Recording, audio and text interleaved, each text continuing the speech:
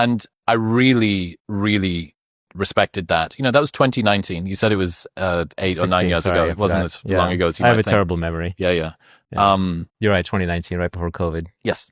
And I really appreciated that because there is something, the content game, you can continue to sort of, I'm sure I'll have said many things today that the audience will have already heard, but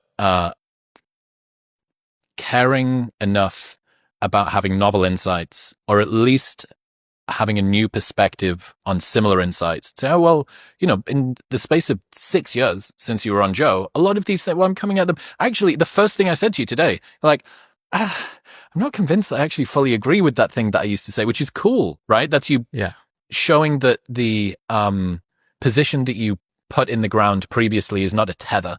It's not you being held to it anymore. Well, I think the reason why I wanted to be on this is because for some reason I have the impression that you engage in conversations.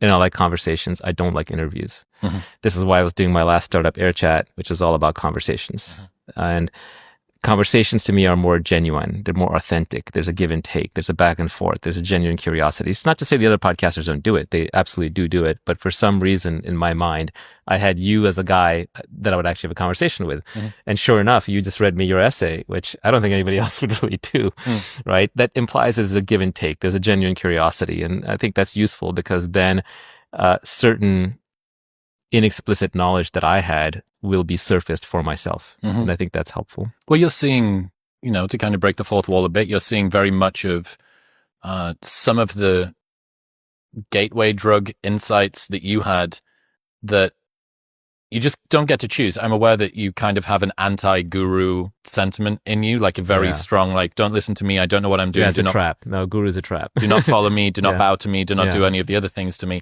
But if you see resonance in another person, and I think this is what we're all trying to find. People can complain about the mountains of content creation that happens, and maybe rightly so. But if you're able to find someone and you see in them a little bit of you, maybe not even much of you, but like, that bit of them, their self-esteem or the way they look at relationships or what they want to do, the kind of life they want, or the level of peace of mind that they want to have, or whatever it might be. If you find in somebody else a little bit of that, it's kind of like what you were saying before. You can no longer be unconvinced of that.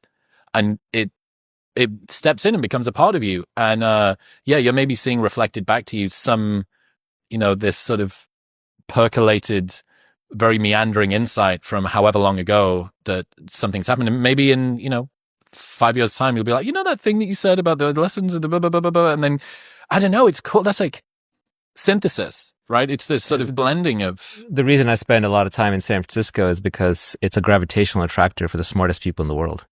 And despite all of the many problems the city had, because it's mismanaged beyond belief, it does just seem to pull in the young, smart, creative people.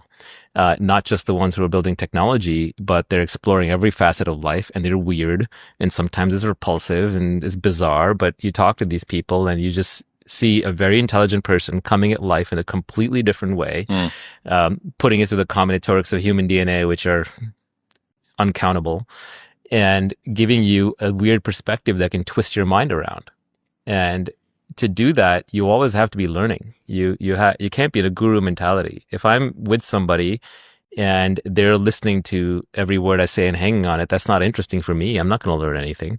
I want people who are intelligent, who will say something back that is a little different, and I may not agree with it, but it's going to leave a mark. It's going to leave an impression. And it's going to leave an impression to the extent that both that they are correct and that I choose to listen. And I'll choose to listen if I don't view myself as higher status or smarter than them. The flip side of that is I'm not really impressed by high status people. Like, I don't, just because... Has that always been the case? Pretty much. In fact, most of my friends who have gone on to become very famous or successful, the more famous successful they've been, the less I spend time with them. Partially because they get surrounded by an army of sycophants, so it gets hard to break through. And because I don't want anything from them. And I don't like that. I don't like these situations in which transactional relationships are implied. That can be a gift, though, to people who are of that, because the higher that they climb up that hierarchy, the fewer and fewer people don't want anything from them. So in that way, Yeah, but you what can be an happens even is- better friend. Right, but they get surrounded by people who do want things from them and are so good at pretending they don't that it's just not worth my time to try and break out from that group.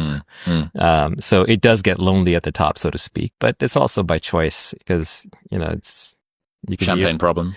you can be your own best friend too. I am my own best friend actually, so I really do enjoy spending time with myself. Yeah, the smartest people aren't interested in appearing smart and don't care what you think. Yeah, I mean, a lot of life is not giving a shit. A lot of the best things in life come out of that.